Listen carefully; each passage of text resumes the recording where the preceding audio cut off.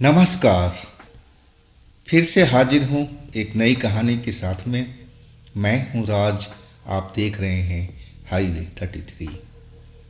दोस्तों, आज की जो कहानी है एक सिक्योरिटी गार्ड की है जिनका नाम अनूप है। अनूप हरियाणा में काम करते थे, हरियाणा में ही रहते थे। अब बात है 2001 की, साल 2001 की। तो क्या हुआ था उनके साथ में, क्या घटी थी घटना, चलते हैं इनकी कहानी में।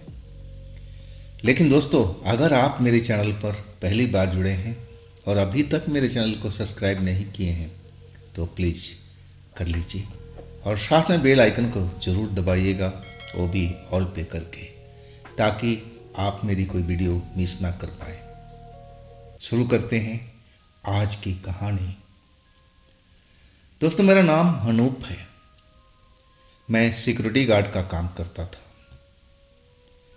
मेरी एक ही कमी थी, दिन की ड्यूटी तो मैं सही ढंग से कर लेता था, लेकिन जैसे ही नाइट ड्यूटी होती थी मैं नींद को रोक नहीं पाता था।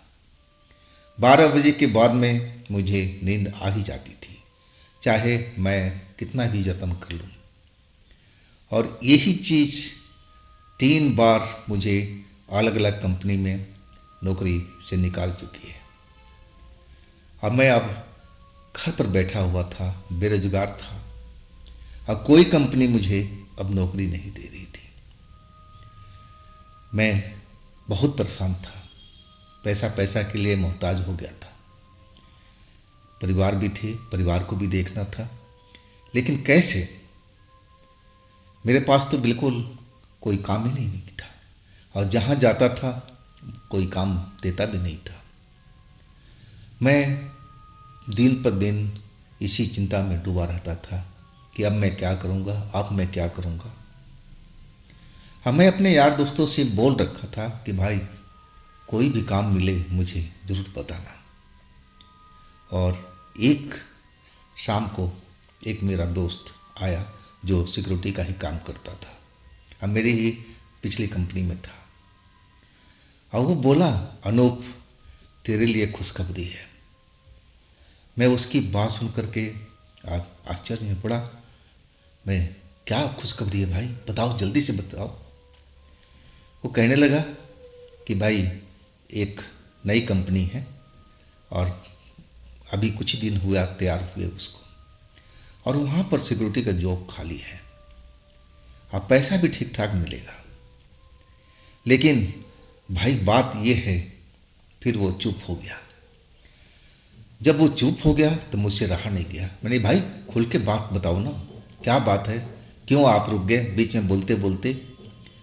तो वो कहने लगा कि शायद तुम ये बात सुन कर के नौकरी ना कर पाओ, ना उसमें काम कर पाओ।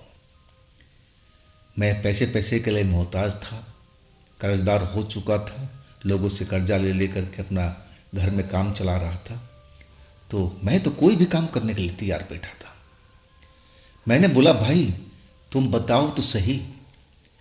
अब फिर वो कहने लगा कि भाई वो नई कंपनी है ना, अब मैं सुना हूँ कि उस कंपनी में कुछ भूतिया हरकत होती है। तुम देख लो, अगर कर सको तो आओ मेरे साथ में कल, अब मैं तुम्हें मिलवा देता हूँ। मैं कुछ देर तो बिल्कुल चुप रहा। अब फिर मैं कहने लगा कि ज़रा आप थोड़ा खुल के बताओ कि मैंने भूत वाला क्या कहानी है, भूतिया हरकत क्या होती है। और तब वो कहने लगा, भाई मैं सुना हूँ कि वहाँ पर जो पिछले गार्ड थे, और ये सब होता है नाइट ड्यूटी में, उनको ऐसा ही कुछ अनुभव हुआ था और वो नौकरी छोड़ कर के भाग गए। तो इसीलिए मैं थोड़ा हिचक रहा था कि तुम को सच्चाई बता दूं कि बाद में तुम ना कहो कि मैंने कुछ बताया नहीं। अब मुझे पैसे की ज़रूरत थी, नौकरी की ज़रूरत थी। अब मैं इन चीज़ों को मानता भी नहीं था कि भूत प्रेत होते हैं कि नहीं होते हैं। मैं कभी भूतों से तो पाला भी नहीं पड़ा था, ना इनके बारे में विशेष कोई जानकारी थी। मैं कहने लगा, भाई तुम मुझे नौकरी दिलवा दो, मैं देख रहे हो ना मेरी हालत कैसी हुई पड़ी है। तब वो कहने लगा कि भाई कल आ जाओ चौराहे पर और वहाँ से मैं आपको ले चलूँगा और देख लो, तुम करना चाहो तो कर सकते हो। बात हो गई और अगले दिन मैं उसके साथ गया उस कंपनी में। इंटरव्यू चल रहा था और भी लोग थे वहाँ पर, लेकिन मेरी जो हाइट थी अच्छी खासी थी और शरीर भी ठीक ठाक था। मैं पहले भी सिक्योरिटी का नौकरी कर चुका था तो मुझे डिसिप्लिन का बारे में सब पता ही था। अब मैं जब इंटरव्यू के लिए पहुंचा तो मेरी सिलेक्शन हो गया, मुझे रख लिया गया। लेकिन जब इंटरव्यू जो ले रहा था वो पूछा कि आप बताओ, कभी आपने भूत प्रेत को देखा है? मैंने बोला जी नहीं। तो भूत प्रेत से डर लगता है? मैंने बोला जी नहीं। भूत प्रेत के मानते हो? मैंने बोला जी बिल्कुल नहीं। अब फिर वो कहने लगा ठीक है आप जाओ। अब वो जो नौकरी थी मुझे मिल चुकी थी। नौकरी थी नाइट गार्ड की। नाइट गार्ड की नौकरी पा करके और उसकी जो सैलरी भी थी अच्छी खासी थी। जो मैं पिछली नौकरी करता था उससे तो बहुत ज़्यादा थी। हाँ, मैं तो बिल्कुल खुश हो गया था वो नौकरी पा करके। हाँ, मुझे कल से ही बुलाया गया था कि कल से आप नाइट ड्यूटी पर आ जाओ, आप सही लड़के हो हमारे इस ऑफिस के लिए। आप ना भूत प्रेत को मानते हो ना डरते हो और सही है, आप हमारे काम पर लग जाओ कल से। मैं बहुत खुश था। मैं अपने घर में आया, अपने परिवार से बोला कि मुझे नौकरी मिल गई है और पैसे भी सही है। परिवार के लोग भी खुश थे कि चलो अच्छा हुआ कि नौकरी मिल गई, नहीं तो हम लोग दाने दाने के मोहताज हो रहे थे। और अगली रात में अपना ड्यूटी पर निकल पड़ा था। उस ऑफिस में पहुंचा, दिन के जो गार्ड थे और उनसे मैं चार्ज लिया। मैं पूछा क्या मैं इतना बड़ा ऑफिस में अकेला ही रहूँगा? तो दिन वाला गार्ड बोला हाँ हाँ, से रात में कौन सा काम है, अभी ये तो चालू भी नहीं हुआ है।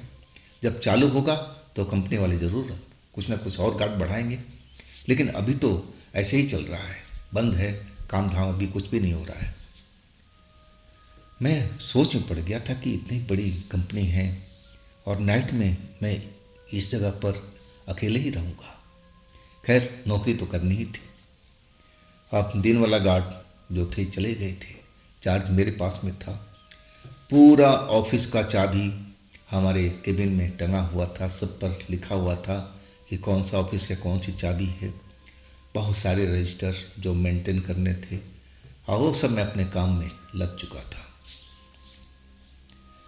जब रात के 12 बजे तो मुझे अब झपकी आनी शुरू हो गई थी।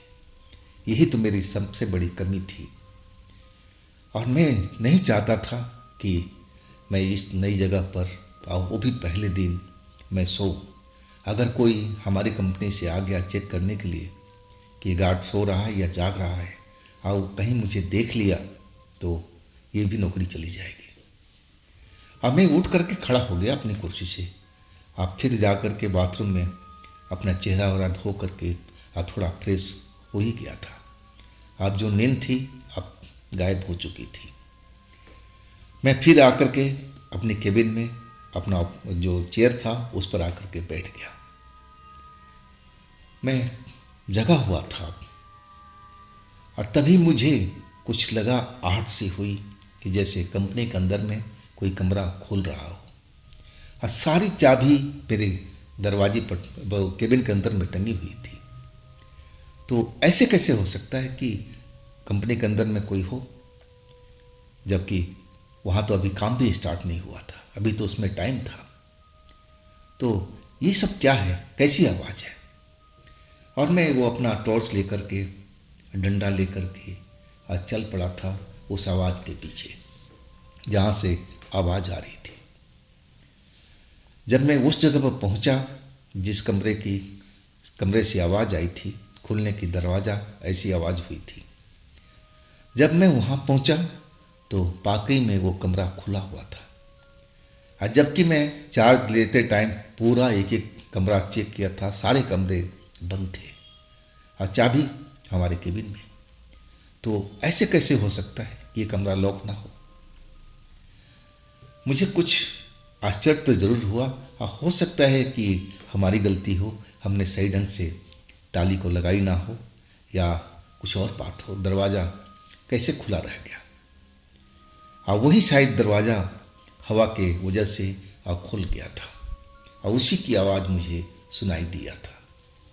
फिर मैं दरवाजे को बंद किया और जाके केबिन से चाबी लेके आया। चाबी ले आकर के दरवाजे को सही ढंग से बंद करके अब फिर मैं अपने चेयर पर जा कर के बैठ गया था। आधे घंटे के बाद फिर वही आवाज़ मुझे सुनाई दी। मैं इस बार थोड़ा सा परेशान तो जरूर हो गया कि मैं उस दरवाजे को बंद करके आया है और फिर वही आवाज़ आ रही है दरवाज़ा खुलने की। इस बार मैं जल्दी वहाँ पर पहुँच गया था। चाबी लिए हुए था, टॉर्च मेरे पास में थी। वैसे तो पूरी कंपनी में लाइट रोशनी जली रही थी, और जब पहुंचा तो देखा वो दरवाज़ा खुला ही है। अब मुझे कुछ संदेह होने लगा कि ये क्या हो रहा है। मैं अच्छी तरह से 2 बार बंद कर चुका हूँ और ये दरवाज़ा अपने आप कैसे खुल सकता है, जबकि मैं हिला डुला करके अच्छी तरह से चेक कर लिया कि हाँ अब ठीक है। और फिर वही हाल हुआ। इस बार मैं दरवाजे पर खड़ा होकर के, अंदर में तो अंधेरा था, और मैं दरवाजे के पास से जो टॉर्च मेरे पास में थी और टॉर्च को जला करके अंदर देखने लगा। कमरा कुछ बड़ा सा था उसमें, और ऑफिस टाइप का था। उसमें सारा ऐसे ही सेटिंग था ऑफिस की तरह ही, लेकिन अभी अंधेरा था। और जैसे ही टॉर्च की रोशनी मैंने अंदर की तरफ डाला तो मुझे एक मेज पर कुछ दिखाई दिया। जब वो चीज़ मुझे दिखाई दिया तो मैं तो एकदम उछल सा गया था, हैरान सा हो गया था। मैं क्या देख रहा हूँ कि उस मेज पर, जो ऑफिस का मेज था जिस पर लोग काम करते हैं, खैर अभी तो काम यहाँ स्टार्ट नहीं हुआ था, नया नया ऑफिस था, उस पर एक औरत बैठी हुई है और कोई चीज़ अपने हाथ में लिए हुए है और उसको खा रही है। जब मैं ये दृश्य देखा ना तो मैं डर तो जरूर गया था, लेकिन मैं इतना आसानी से डरने वालों में से नहीं था। मैं हिम्मती था, भूत प्रेत को तो मानता ही नहीं था। अब मुझे लगने लगा कि कहीं इसके पास चाबी तो नहीं है, ये है कौन और ये कैसे आ गई है। कहीं दूसरा गेट जो बैक साइड वाला है कहीं खुला तो नहीं रह गया है, ये अंदर आ गई हो, क्योंकि मेन गेट पर तो मैं बैठा हुआ था और इधर से तो ये औरत आई नहीं। अब मैं जब टॉर्च की रोशनी लगातार उसके चेहरे पर मार रहा था और वो ना जाने अपने हाथ में क्या चीज़ लिए हुई थी और उसको खा रही थी लगातार। टॉर्च की रोशनी से उसको कोई फर्क नहीं पड़ा था, वो जो खा रही थी बस उसमें मगन थी। मैं अब आवाज दिया, अरे तुम कौन हो, कौन हो और यहां कैसे आ गई हो। मैं आवाज दिया 2-3 बार, लेकिन उसको जरा भी कोई असर नहीं हुआ। जैसे वो खा रही थी, टेबल पर बैठी हुई थी और वैसी की वैसी बैठी हुई, जो चीज़ खा रही थी उसको लगातार खाई जा रही थी। मैं अब अंदर आ गया था कमरे के अंदर में और एक एक कदम आगे बढ़ाता जा रहा था। टॉर्च अभी भी जल रही थी। मुझे जो कमरे की रोशनी थी, जो स्विच थे, उसको ऑन करना था, लेकिन मैं वो नहीं किया था। मैं उस टॉर्च की रोशनी के सहारे ही अब आगे की तरफ बढ़ते जा रहा था उस औरत के पास में। जैसे ही उस औरत के पास में पहुंचा, मैं आवाज दिया, क्या तुम बहरी हो? तुम यहां पर कैसे आ गई हो कौन तुम? ये तुम क्या खा रही हो? लेकिन अभी भी उस औरत ने हमारी तरफ देखा तक नहीं। जो चीज़ खा रही थी उसको अभी भी अपने मज़े से खा रही थी। अब मैं बिल्कुल उस मेज के पास में पहुंच गया था। जब इतना करीब आ गया तो मुझे कुछ बदबू सी आने लगी थी। वो बदबू वो जो बदबू था, बहुत, उसका जो नाक में चढ़ रहा था ना, अब मुझे बड़ा अजीब सा लग रहा था, जैसे नाले से बदबू आ रहा हो, ऐसे ही मुझे महसूस हो रहा था। अब मैं बिल्कुल उसके समीप खड़ा हो गया था। टॉर्च की रोशनी अभी भी उसके चेहरे की साइड में पड़ रही है, पूरा मेज पर पड़ रहा है। मेरे हाथ में टॉर्च जो थी लगातार जल रही थी। और जब मैं बिल्कुल नज़दीक खड़ा हो गया, मैं उसकी तरफ देख करके कहने लगा कि तुम हो कौन और तुम यहाँ पर कैसे आई। और अभी भी इतना नज़दीक होने के बाद में भी वो मेरी आवाज़ को सुन नहीं रही थी, या जानबूझ करके इग्नोर कर रही थी कि मैं उसके नज़दीक आ जाऊं और फिर वो अपना काम शुरू करे। और वही हुआ था। जब मैं बिल्कुल मेज के पास में सट करके खड़ा हो गया, अब मैंने जब देखा कि वो क्या खा रही है, तो मुझे वो मांस का टुकड़ा नजर आया।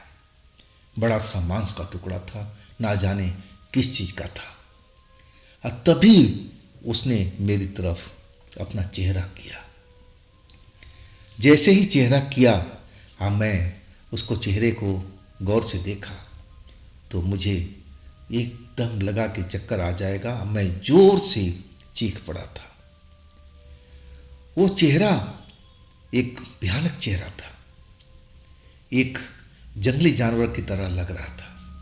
बड़े बड़े से दांत नीचे ऊपर निकले हुए, और आंखें भी अजीब सी थी उसकी।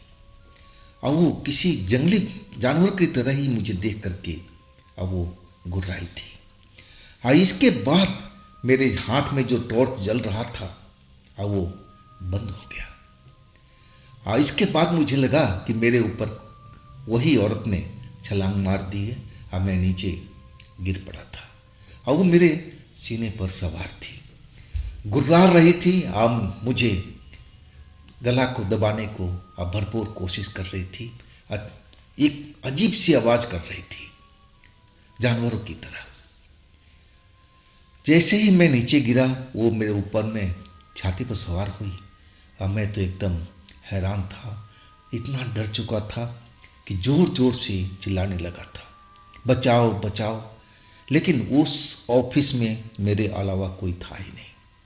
मैं उस ऑफिस में बिल्कुल अकेला था। और फिर वो औरत मेरी गला को जोर जोर से दबाने लगी थी। और कुछ ही टाइम लगा था और मैं अपना होश खो बैठा था।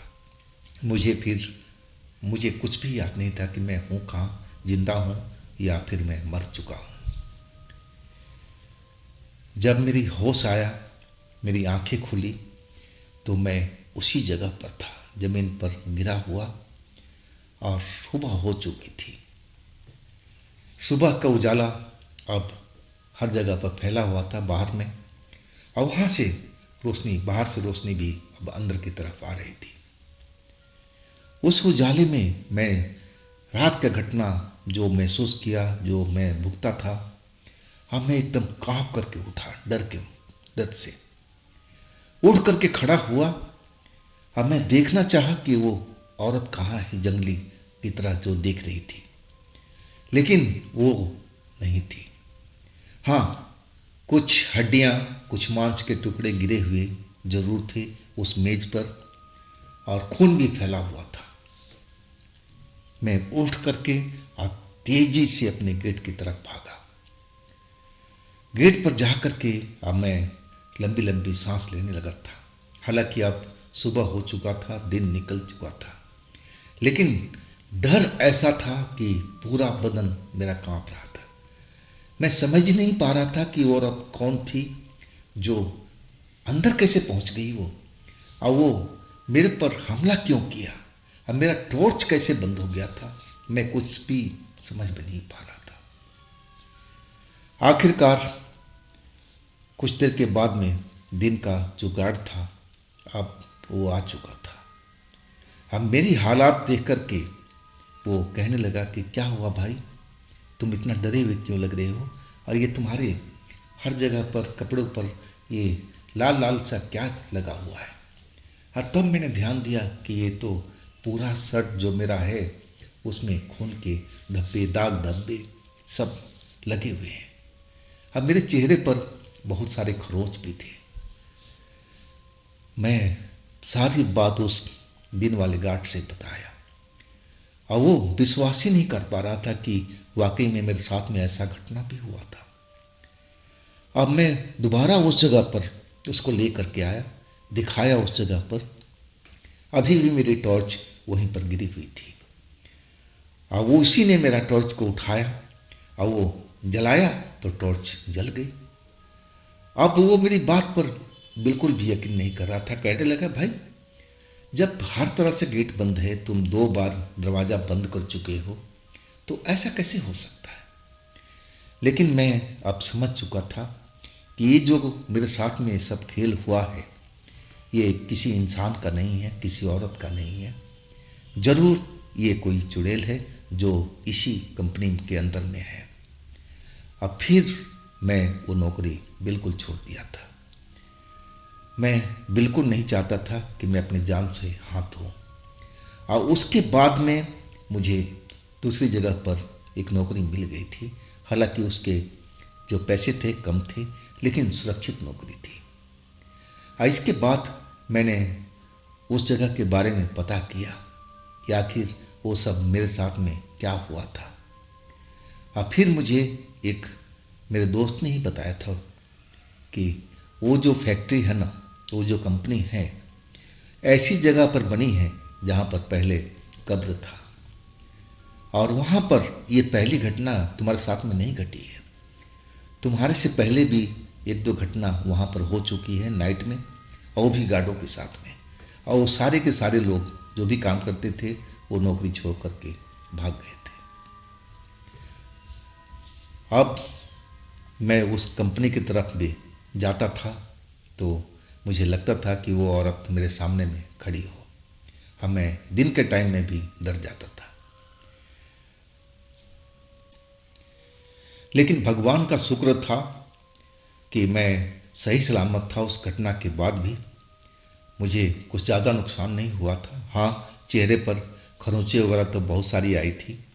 और वो जो मेरे शर्ट पर जो दाग धब्बे थे, वो जो मांस का टुकड़ा था जो वो चुड़ैल खा रही थी, शायद उसी का होगा, क्योंकि मेरा बाकी शरीर पर कोई ऐसा कोई जख्म नहीं था। हाँ, चेहरे पर ज़रूर कुछ खरोच ज़रूर लगे थे। लेकिन वो औरों के साथ में ऐसे ही किया था जैसे मेरे साथ में किया था। मैं जान नहीं पाया था आखिर कौन से गार्ड थे वो, उनसे हमारी कभी मुलाकात नहीं हुई थी। तो दोस्तों, ये थी आज की कहानी अनूप जी का। अगर आपके पास भी ऐसी कोई घटना है, कोई कहानी है, तो आप मुझे इंस्टाग्राम पर या मेरे व्हाट्सएप नंबर पर अपनी घटना को शेयर कर सकते हैं।